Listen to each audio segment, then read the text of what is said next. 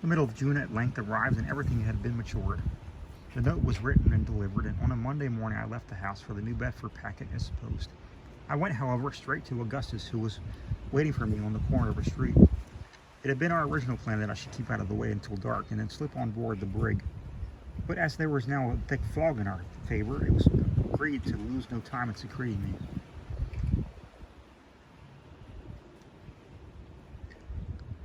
Augustus led the way to the wharf, and I followed at a little distance, enveloped in a thick seaman's coat, with which he had brought with him, so that my person might not be easily recognized.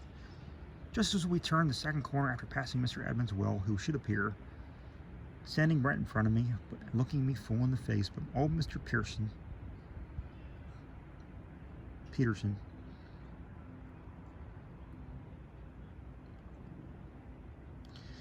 My grandfather. "Why, bless my soul, Gordon," said he after a long pause. Why, whose dirty cloak is that you have on?" "Sir," I replied, assuming as well as I could, in the exigency of the moment,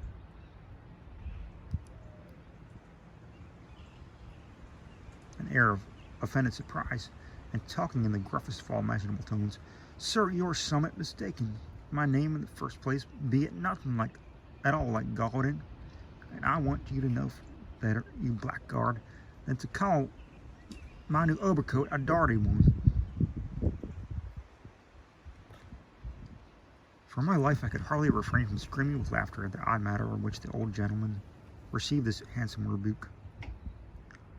He started back 2 or 3 steps, turned first pale and then excessively red, threw open his spectacles, and then, putting them down, ran full tilt at me with his umbrella uplifted. He stopped short, however, in his career, as if struck with a sudden recollection, and presently, turning round, hobbled off down the street, shaking all the while with rage and muttering between his teeth, "Won't do. New glasses. Thought it was Gordon.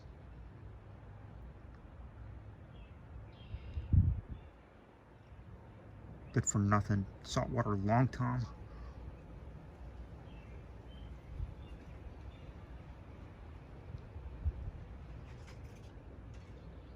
After this narrow escape, we proceeded with greater caution and arrived at our appointed destination in safety. There was only 1 or 2 guards at the hands of on board, and these were busy at forward, doing something to the forecastle combings. Captain Barnard, we knew very well, was engaged at Lloyd and Redenberg's, and would remain there until evening, late in the evening, so we had little to apprehend on his account.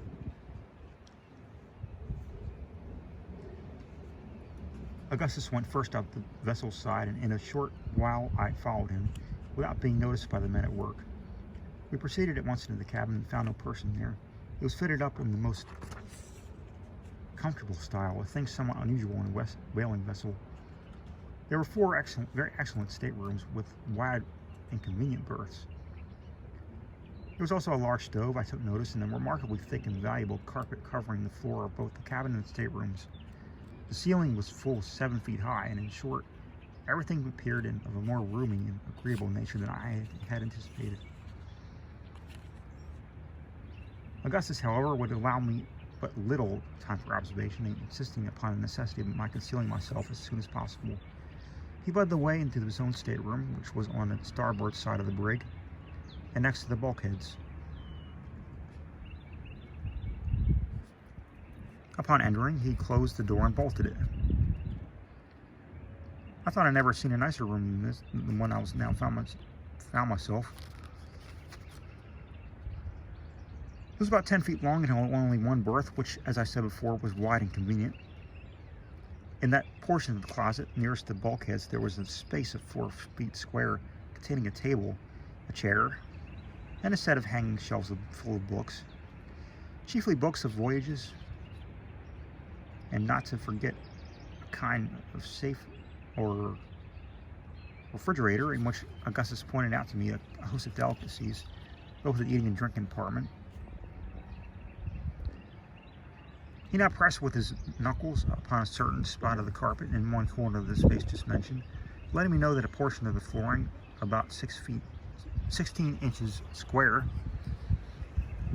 had been neatly cut out and again adjusted. As he pressed, this portion rose up at one end sufficiently to allow the passage of his finger beneath.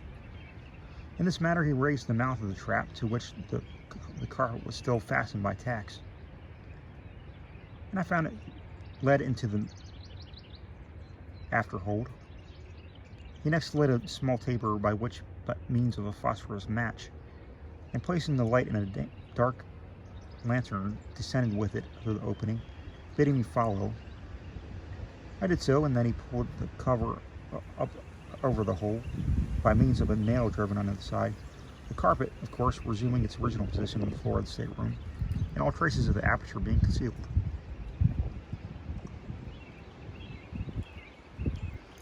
The taper gave out so feeble a ray as that was with greatest difficulty I could rope my way through the confused mass of lumber along which I now found myself. By degrees, however, my eyes became accustomed to the gloom, and I proceeded with less trouble, holding onto the skirts of my friend's coat. He brought me at length, after creeping and winding through innumerable narrow passages, to an iron-bound box, such as is used sometimes for packing fine earthenware. It was nearly 4 feet high and 6 feet long, full 6 feet long, but very narrow. And 2 large empty oil casks lay on top of it, and above these, again, a vast quantity of straw matting, piled up as high as the floor of the cabin.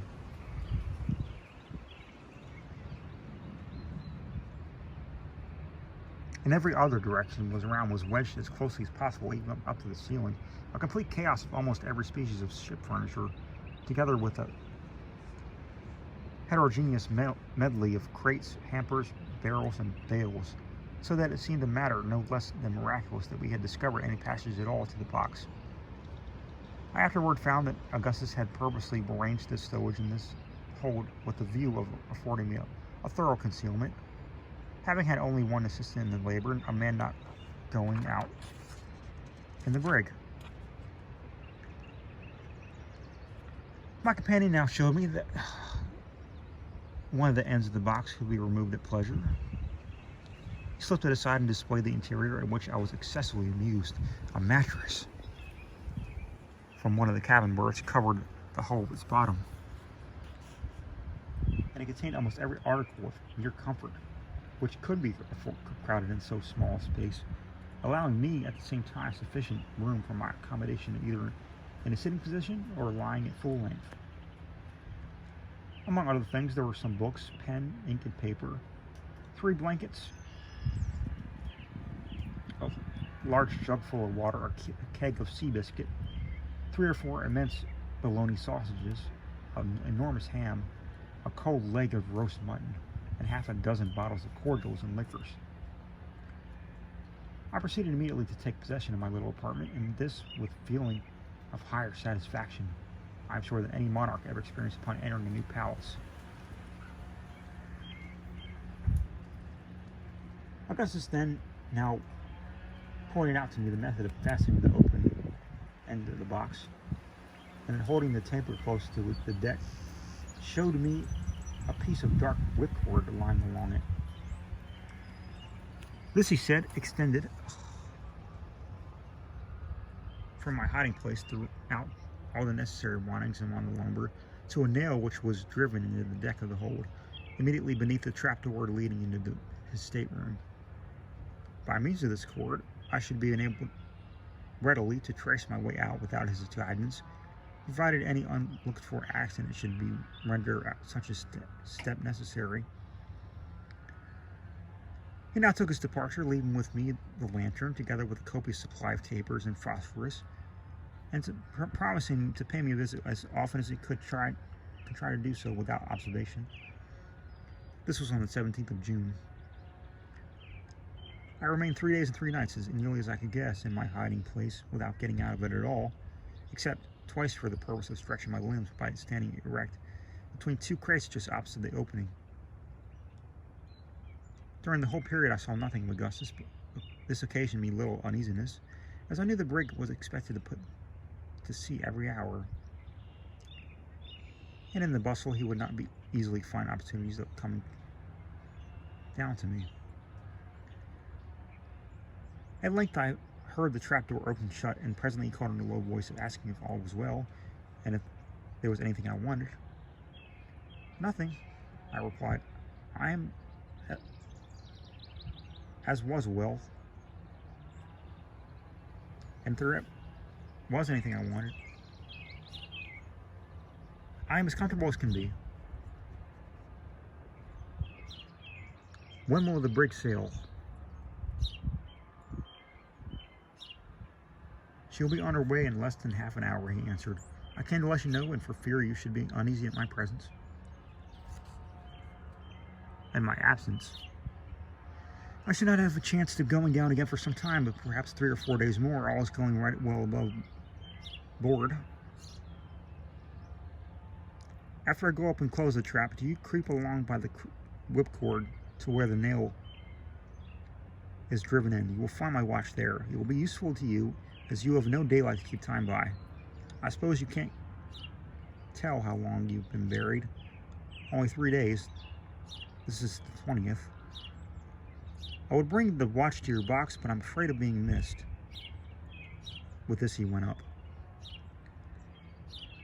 In about an hour after he had gone, I distinctly felt the brig in motion and congratulated myself upon having at length fairly commenced the voyage. Satisfied with this idea, I determined to make my mind as easy as possible and to await the course of events until I should be permitted to exchange the box for the more roomy, although hardly more comfortable, accommodations of the cabin. My first care was to get the watch. Leaving the taper burning, I groped along in the dark, following the cord through windings innumerable, and some which I discovered that after toiling a long distance, I was brought back within a foot or two of a former position.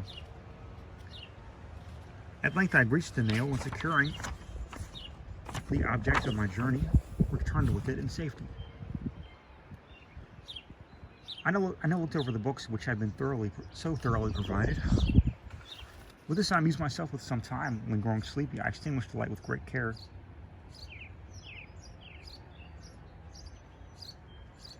I selected the expedition of Lewis and Clark to the mouth of the Columbia.